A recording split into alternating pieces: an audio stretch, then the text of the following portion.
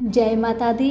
मेरे सभी प्यारे दोस्तों, मैं लक्ष्मी शर्मा बड़ों को चरण स्पर्श, छोटों को प्यार और बराबर वालों को दिल से नमस्कार करती हूँ।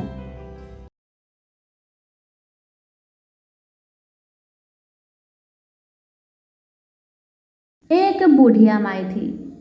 वह मिट्टी की गणेश जी की पूजा करती थी। रोज बनाए रोज गल जाए। वह बुढ़िया माई रोज गणेश जी की मूर्ति मिट्टी से बनाती थी, लेकिन रोज पानी पड़ने के कारण गल जाया करती थी। एक दिन की बात है, बुढ़िया माई कहीं जा रही थी। उसने देखा कि एक सेठ का मकान बन रहा था, तो वह कारीगर से बोली, भैया क्या आप मेरे लिए पत्थर का गणेश जी बना देंगे? तो कारीगर बोले, जितने देर में हम तेरे पत्थर का गणेश जी बनाएंगे उतने देर में तो हमारी दीवार बन जाएगी, इसलिए हमारे पास समय नहीं है, तुम जाओ किसी और को बोलना। बुढ़िया फिर से कहने लगी, भैया कृपा करके मेरे लिए गणेश जी की मूर्ति बना दो, आपकी बहुत भला होगा। लेकिन वह कारीगर एक ना सुना। बस क्या था, बुढ़िया माई को गुस्सा आया और उन्होंने कहा कि भगवान करे तुम्हारी दीवार टेढ़ी हो जाए। कहते हैं ना, कभी कभी जो भी बात दिल से कह दिया जाए कभी कभी सच हो ही जाता है, और वैसा ही हुआ। अब तो कारीगर जितना भी दीवार को बनाता था, दीवार अपने आप टेढ़ी हो जाती थी। वह चिंता में पड़ गया, आखिरकार ये दीवार सीधी क्यों नहीं बन रही है। इस तरह करते करते शाम हो गया। अब शाम को सेठ अपने घर को आया। उसने कारीगर से कहा, अरे तुम आज कुछ काम ही नहीं किया। तो कारीगर कहने लगा, मैं तो सुबह से परेशान हूँ दीवार को बना बना कर, लेकिन ये दीवार हमेशा टेढ़ी बन जा रही है। बात यह है कि एक बुढ़िया यहाँ पर आई थी। उसने मुझसे कहा कि गणेश जी की मूर्ति बना दो, लेकिन मैंने कहा जब तक तुम्हारे लिए हम गणेश जी की मूर्ति बनाएंगे तब तक हम ये दीवार को ही खड़ी कर लेंगे। बस मैंने उसके लिए गणेश जी बनाने से इनकार कर दिया, तो उसने गुस्से से कहा कि भगवान करे तुम्हारी दीवार टेढ़ी हो जाए। बस तब से अब तक मैंने इतने बार दीवार बनाए, लेकिन दीवार हमेशा टेढ़ी ही बनती जा रही है। कारीगर की बातें सुन सेठ ने बुढ़िया माई को बुलवाया और सेठ ने कहा, हे बूढ़ी अम्मा, हम तेरे लिए सोने का गणेश जी गढ़ देंगे, बस हमारी दीवार सीधी हो जाए। बुढ़िया माई ने गणेश जी से प्रार्थना की। गणेश जी की कृपा से सेठ का दीवार सीधी हो गई और सेठ जी ने खुशी खुशी मन से सोने की गणेश जी बनवाकर बुढ़िया माई को दे दिया। अब तो बुढ़िया माई हर दिन प्रेम पूर्वक गणेश जी का पूजन करने लगी। तो सभी प्रेम से बोलिए, गणेश भगवान की जय। किसी गांव में एक बूढ़ी माई रहती थी। वह बहुत गरीब थी और आंखों से अंधी भी थी। उसका एक बेटा और बहू थी। वह बुढ़िया सदैव गणेश महाराज की पूजा किया करती थी। एक दिन गणेश भगवान उसकी श्रद्धा भक्ति को देखकर बहुत प्रसन्न हुए। गणेश भगवान ने सोचा, ये बुढ़िया माई तो आंखों से अंधी है, फिर भी मेरी पूजा पाठ कितना श्रद्धा के साथ करती है, इसलिए मुझे इसके लिए कुछ करना चाहिए। इतना ही सोचकर गणेश जी उस बुढ़िया माई के सामने प्रकट होकर बोले, बुढ़िया माई, तू जो चाहे सो मुझसे मांग ले, मैं तुझसे बहुत प्रसन्न हूँ। बुढ़िया माई हाथ जोड़कर गणेश महाराज से बोली, हे भगवान, मुझे तो कुछ मांगना ही नहीं आता, तो मैं कैसे मांगू और क्या मांगू, आप ही मुझे बताए। बूढ़ी माई की बातें सुन गणेश महाराज कहने लगे, माई तू अपने बेटे बहू से पूछकर कुछ मांग लेना। तब बूढ़ी माई ने अपने बेटे से कहा, बेटा गणेश जी कहते हैं कि तू कुछ मांग ले, तो तुम बताओ बेटा मैं क्या मांगू। बेटा ने कहा, माँ तुम ढेर सारा धन दौलत मांग ले। बहू से पूछा तो बहू ने कहा कि आप नाती मांग लीजिए माँ जी। तब बूढ़ी माई मन ही मन में सोचने लगी, बेटा बहू तो सिर्फ अपने लिए ही सोच रहे हैं, मेरे लिए तो कोई सोचता ही नहीं। इतना सोचकर बूढ़ी माई ने सोचा, एक बार अपनी पड़ोसन से पूछ कर आऊं कि मेरी पड़ोसन क्या कहती है। बुढ़िया ने पड़ोसन से पूछा तो उसने कहा, बुढ़िया माई, तू तो थोड़े दिन ही जिएगी, क्या तू धन मांगे और क्यों नाती मांगे, तू तो अपनी आंखों की रोशनी मांग ले, जिससे तेरी जिंदगी आराम से कट जाएगी। बेटा, बहू और पड़ोसन का राय लेकर बुढ़िया माई गणेश महाराज के पास आई और बोली, हे गणेश महाराज, यदि आप मुझ पर प्रसन्न हैं तो मुझे 9 करोड़ की माया दे, निरोगी काया दे, अमर सुहाग दे, आंखों की रोशनी दे, नाती दे, पोता दे और सब परिवार को सुख दे और अंत में मोक्ष दे। बुढ़िया माई की बातें सुन गणेश जी कहने लगे, बुढ़िया माई, तुमने तो हमें ठग लिया, फिर भी जो तूने मांगा वजन के अनुसार सब कुछ तुझे मिलेगा। यह कहकर गणेश महाराज अंदर ध्यान हो गए। उधर बूढ़ी माई ने जो कुछ मांगा वह सब कुछ मिल गया। गणेश जी महाराज, जैसे आपने उस बुढ़िया माँ को सब कुछ दिया वैसे ही सबको देना। कहानी कहने वाले, सुनने वाले, हुक्कारे भरने वाले सभी के परिवार पर अपनी कृपा सदा बनाए रखना। सभी मिलकर बोलिए, गणेश भगवान की जय हो, विनायक महाराज की जय हो। एक समय की बात है, एक भाई बहन रहते थे। बहन का नियम था कि वह अपने भाई का चेहरा देखे ही खाना खाती थी। हर रोज सुबह उठती थी और जल्दी जल्दी घर का सारा काम काज करके अपने भाई का मुख देखने के लिए उसके घर से निकल जाती।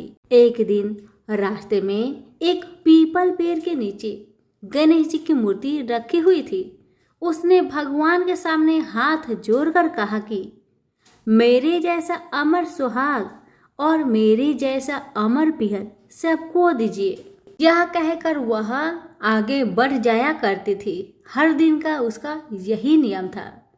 जंगल के झाड़ियों के कांटे उसके पैरों में चुभा करते थे। एक दिन बहन भाई के घर पहुंची और भाई का मुख देखकर बैठ गई तो भाभी ने पूछा, पैरों में क्या हो गया है ननद जी? यह सुनकर उसने भाभी को जवाब दिया कि रास्ते में जंगल की झाड़ियों से गिरे हुए कांटे मेरे पाँव में चुभ जाते हैं। जब वह वापस अपने घर आ गई तब भाभी ने अपने पति से कहा कि रास्ते को साफ करवा दो। हमारी ननद यानी कि आपकी बहन झाड़ियों के रास्ते से आती है तो उसके पाँव में बहुत सारे कांटे चुभ जाते हैं। पत्नी की इतना बात सुनते ही भाई तुरंत उठा और हाथों में कुल्हाड़ी लेकर सारी झाड़ियों को काटकर रास्ता साफ कर दिया।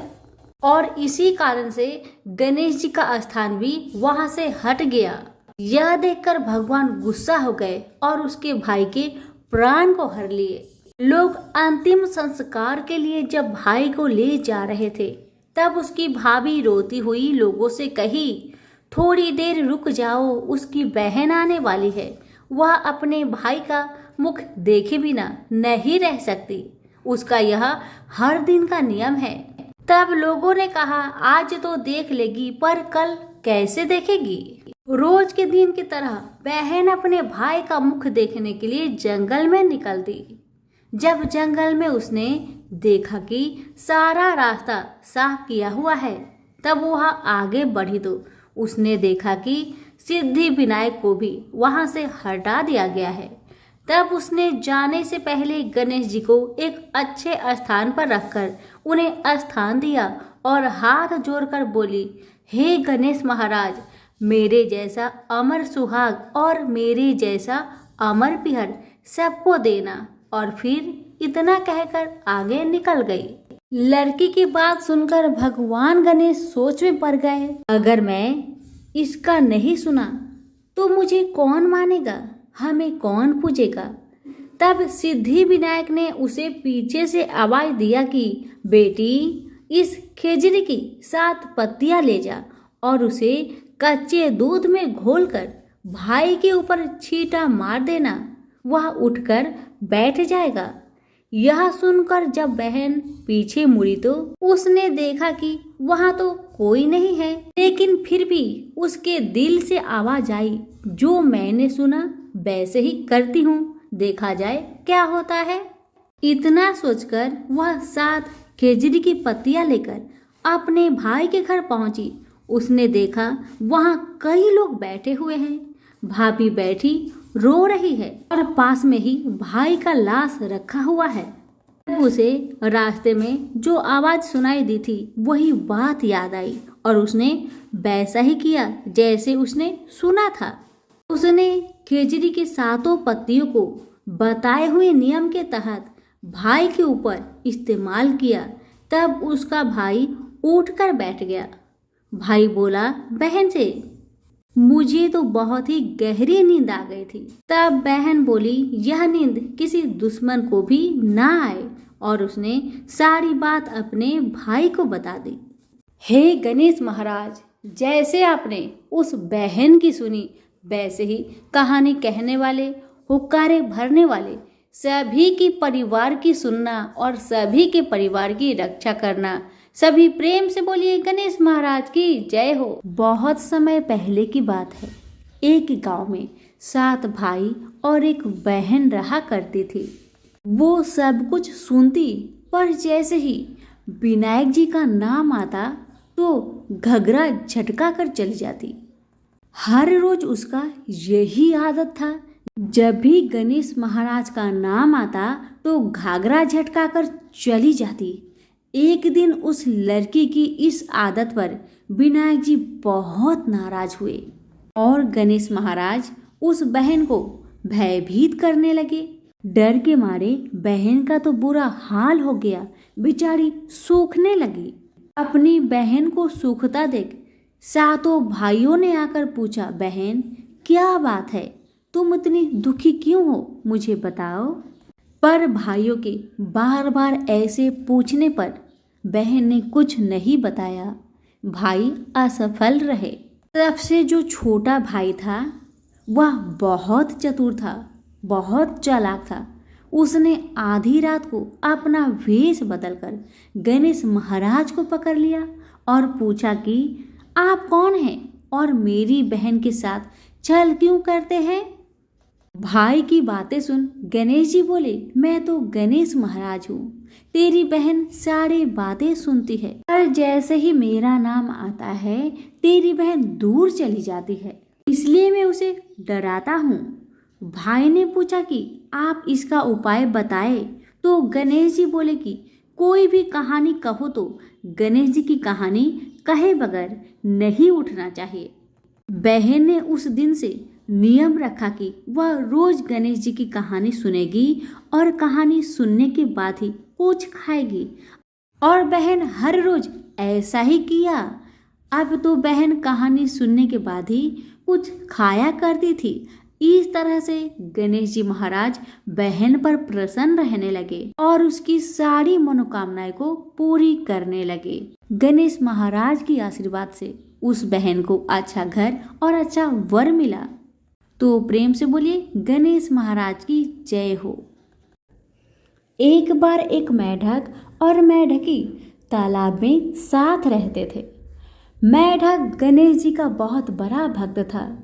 वह हर रोज गणेश जी की पूजा करता था। वह कुछ काम न करता, बस गणेश जी का नाम जपता रहता। मेढकी उससे बहुत परेशान थी। एक दिन मेढकी ने गणेश जी की मूर्ति छिपा दी। मेढक आया और गणेश जी की मूर्ति के बारे में पूछने लगा तो मेढकी ने बोला कि मुझे नहीं पता। एक दिन एक औरत उनके तालाब के पास आई और उसने अपने मटके में पानी भरने लगी। जैसे ही उसने पानी भरा वैसे ही मेढक और मेढकी उसके मटके के अंदर चले गए। घर जाकर उस औरत ने पानी गैस पर रख दिया। मेढक और मेढकी भी साथ में जलने लगे। मेढकी मेढक को बोलने लगी कि तुम तो गणेश जी की बहुत बड़ी भक्त हो, तो बोलो गणेश जी को हमें बचाए। मेढक ने यह सुनकर गणेश जी का नाम जपना शुरू कर दिया। थोड़ी देर बाद एक सांड आया और अपने दोनों सींग मटके पर जा मारा और मटका जमीन पर गिरकर टूट गया और दोनों बच गए। मेढक ने घर जाकर गणेश जी की मूर्ति मेढक को लौटा दी और उसने भी गणेश जी का पूजन करना शुरू कर दिया। तो प्रेम से बोलिए गणेश महाराज की जय हो। एक बार की बात है, एक संत गणेश जी के बहुत बड़े भक्त थे। वह प्रेम भरे हृदय से पूरे दिन गणेश जी की सेवा में लगे रहते थे। प्रातःकाल उन्हें बड़े प्रेम से उठाना, स्नान आदि करवाकर वह उन्हें अत्यंत प्रेम के साथ अपने हाथों से भोग लगाते और उसके बाद वह उनके भजन कीर्तन में लीन हो जाते थे और रात्रि में भक्ति और प्रेम से परिपूर्ण हो वह उनको सुलाकर स्वयं सोते थे। यह कार्य उनकी दिनचर्या बन गया था। ऐसा प्रतिदिन करते करते उनका समय कब व्यतीत हो जाता था उन्हें स्वयं भी इस बात की ज्ञात नहीं थी। वह जहाँ भी जाते वह गणेश जी को अपने संग ले जाते। हर क्षण उन्हें सिर्फ गणेश जी का ध्यान रहता। वह सिर्फ उनकी ही बात किया करते और गणेश जी भी उन संत की सेवा भाव से अति प्रसन्न रहते थे। वो कहते हैं न कि भगवान को सिर्फ भक्त का प्रेम भरा हृदय चाहिए और कुछ भी नहीं। यह बात इस कहानी से सिद्ध हो जाती है कि भगवान को सिर्फ प्रेम और भक्ति की शक्ति से ही बस में किया जा सकता है। एक बार वह संत कुछ अन्य संतों के साथ ट्रेन की यात्रा कर रहे थे। वह संत अपने साथ गणेश जी को भी अपनी यात्रा में ले आए और अपनी साथ वाली सीट पर उन्हें विराजमान कर उनको प्रणाम किया। अब उन संत ने अन्य संतों के साथ मिलकर प्रभु की भक्ति में ओल प्रेत होकर प्रभु का भजन कीर्तन आरंभ कर दिए। गणेश भजन और कीर्तन की समाप्ति के पश्चात वह सभी संत प्रभु भक्ति की चर्चा में लीन हो गए और कब उनकी मंजिल आ गई उन्हें पता भी नहीं चला। सभी संत एक साथ ट्रेन से नीचे उतरकर स्टेशन से बाहर आ गए और आश्रम पहुंच गए। आश्रम में पहुंचकर जब उन संत का भोजन का समय हुआ तो उन संत ने सोचा कि गणेश जी के भोग का समय भी हो चुका होगा। बिना गणेश जी को भोग लगाए मैं भोजन कैसे ग्रहण कर सकता हूँ? और गणेश जी को भोग लगाने के लिए भोग की तैयारी करने लगे। किंतु यह क्या, जब वह संत भोग लगाने के लिए गणेश जी को अपने बक्से में से निकालने लगे तो गणेश जी तो वहां पर विराजमान थे ही नहीं। यह दृश्य देखकर संत को बहुत आघात लगा। वह अपने चारों तरफ गणेश जी को ढूंढने लगे किंतु गणेश जी नहीं मिले। वह संत निराश हो गए। अब उन्होंने अपनी व्यवस्था अन्य संतों से ही कही तो सभी संत मिलकर पूरे आश्रम में गणेश जी को ढूंढने लगे किंतु गणेश जी कहीं नहीं मिले।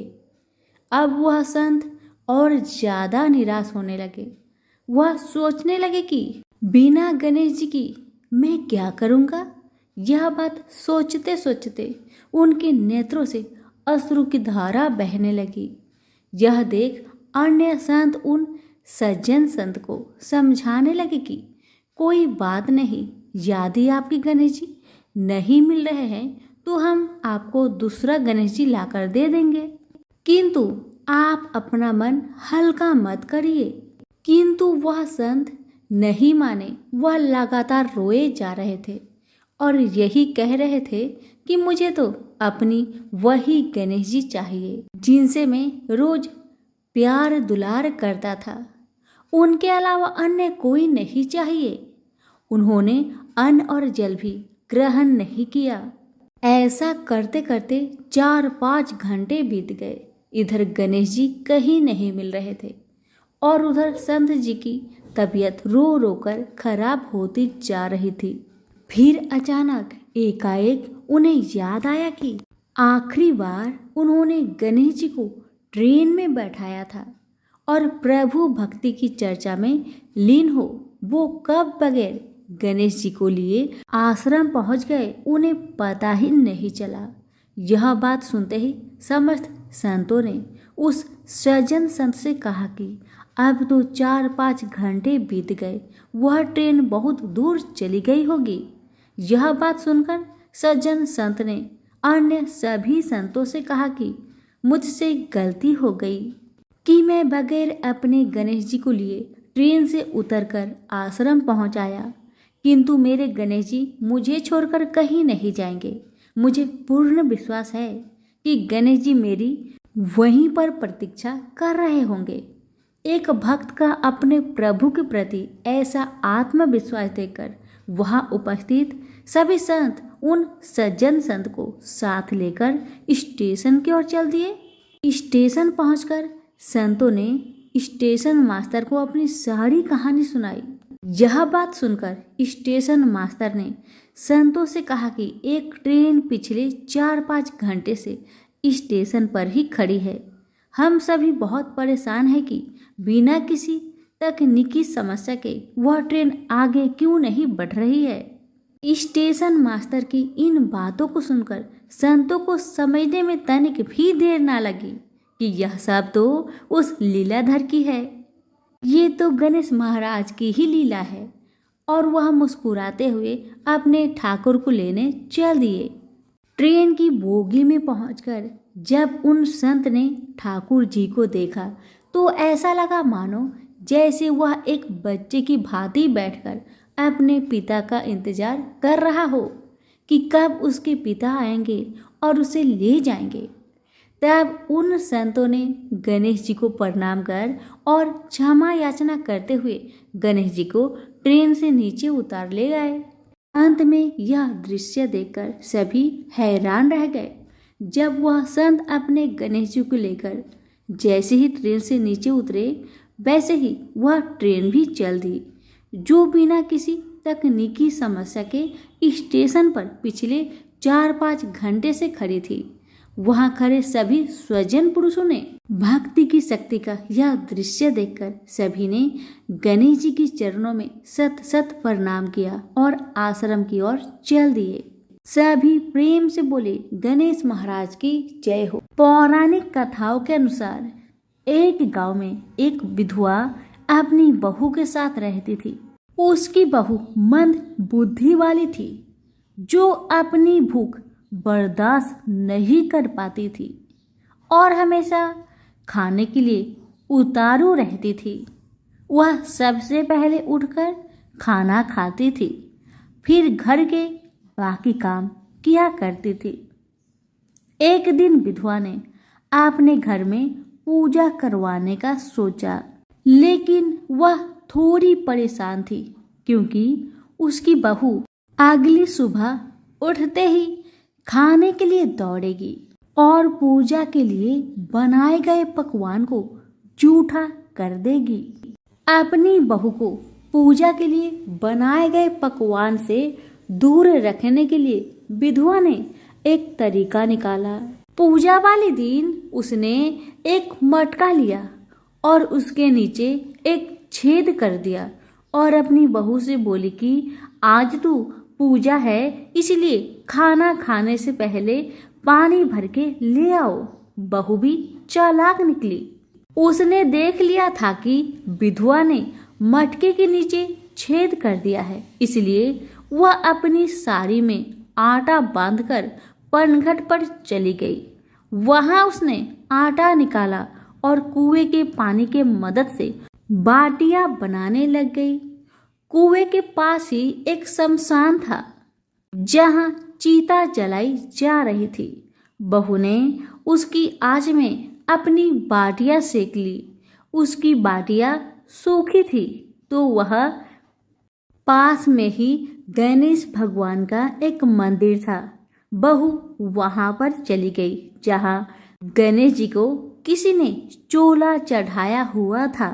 उसने देखा कि गणेश जी की तोंद पर घी लगा हुआ है। उसने उस घी को अपनी बाटी पर लगा लिया और उसका भोग गणेश जी को लगाकर वह बाटी खा ली और बहू घर वापस चली आई। बहू की इस हरकत पर गणेश जी को बहुत गुस्सा आया और उन्होंने गुस्से में अपने नाक पर उंगली चढ़ा लिया। जब गांव वाले ने देखा कि गणेश जी ने अपने नाक के ऊपर उंगली चढ़ा लिया है तो उन्हें मनाने के लिए बहुत जद्दोजहद किया गया, लेकिन गणेश जी ने अपनी उंगली वापस नहीं उतारी। जब यह बात राजा को पता चली तो राजा ने बड़े बड़े पंडितों और ज्योतिषियों को बुलवाया और हवन करवाया, लेकिन गणेश जी फिर भी नहीं माने। सब बहुत चिंतित थे।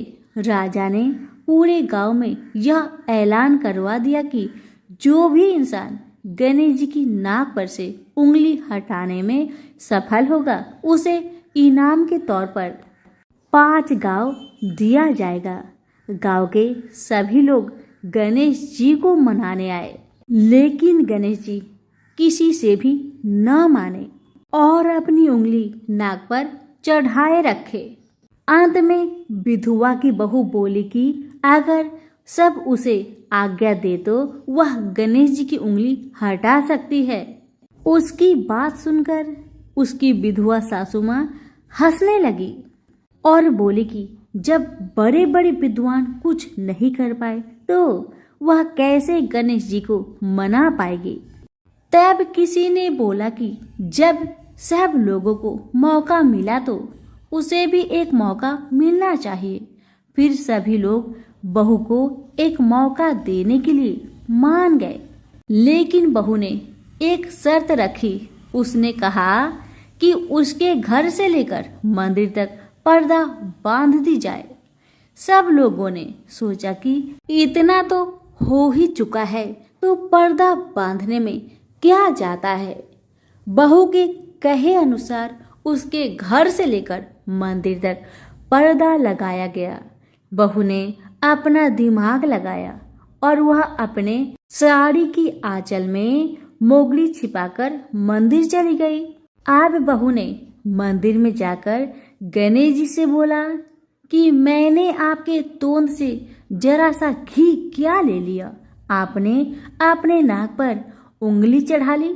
अब आप नाक पर से उंगली हटाइए या दूं एक मोगरी की, अभी आपके टुकड़े टुकड़े हो जाएंगे। बहू की यह चेतावनी सुनकर गणेश जी थोड़ा डर गए और उन्होंने सोचा कि यह तो पूरी पागल है, कहीं सच में यह मुझे मोगरी न मार दे। अब तो गणेश जी ने बिना सोचे समझे अपनी नाक पर से उंगली हटा ली, जिसे देखकर गांव वाले बहुत खुश हो गए और बहू का जय जयकार करने लगे। राजा के ऐलान के मुताबिक बहू को 5 गांव इनाम में दिए गए। यह कथा सुनकर लोग गणेश भगवान से यह मांगते हैं कि वह भी उस बहू की तरह सबकी बात मान जाए और उनकी सभी मनोकामनाएं पूरी करे। तो प्रेम से बोलिए गणेश महाराज की जय हो। पुराणों में बताया गया है कि एक बार भगवान गणेश गंगा नदी के किनारे तपस्या कर रहे थे। इसी कालावधि में धर्मात्मज की कन्या तुलसी विवाह की इच्छा लेकर तीर्थ यात्रा पर निकली। देवी तुलसी सभी तीर्थ स्थल का भ्रमण करते हुए गंगा के तट पर पहुंची। गंगा तट पर देवी तुलसी ने देखा कि युवा गणेश जी तपस्या में लीन थे। शास्त्रों के अनुसार तपस्या में विलीन गणेश जी रत्न जटित सिंहासन पर विराजमान थे। उनके समस्त अंगों पर चंदन लगा हुआ था। उनके गले में परिजात पुष्प के साथ स्वर्ण मणि रत्नों के अनेक हार पड़े थे। उनकी कमर में अत्यंत कोमल रेशम का पीतांबर लिपटा हुआ था। तुलसी श्री गणेश के इस सुंदर स्वरूप पर मोहित हो गई। उसके मन में गणेश से विवाह करने की इच्छा जागृत हुई। तुलसी ने विवाह की इच्छा से उनका ध्यान भंग किया। तब भगवान श्री गणेश ने तुलसी द्वारा तप भंग करने को अशुभ बताया और तुलसी की मनसा जानकर स्वयं को ब्रह्मचारी बताकर उसके विवाह प्रस्ताव को नकार दिए। विवाह प्रस्ताव ठुकराने पर तुलसी ने नाराज होकर गणेश जी को श्राप दिया कि उनके एक नहीं बल्कि 2 विवाह होंगी। इस पर श्री गणेश ने भी तुलसी को श्राप दे दिया कि तुम्हारा विवाह एक असुर से होगा। एक राक्षस की पत्नी होने का श्राप सुनकर तुलसी ने गणेश जी से माफी मांगी। तब गणेश जी ने तुलसी से कहा कि तुम्हारा विवाह शंखचूड़ राक्षस से होगा, किंतु फिर तुम भगवान विष्णु और श्री कृष्ण को प्रिय होने के साथ ही कलयुग में जगत के लिए जीवन और मोक्ष देने वाली होगी। पर मेरी पूजा में तुलसी चढ़ाना शुभ नहीं माना जाएगा। तब से ही भगवान श्री गणेश जी को पूजा में तुलसी चढ़ाना वर्जित माना गया है। प्रेम से बोलिए गणेश जी की जय।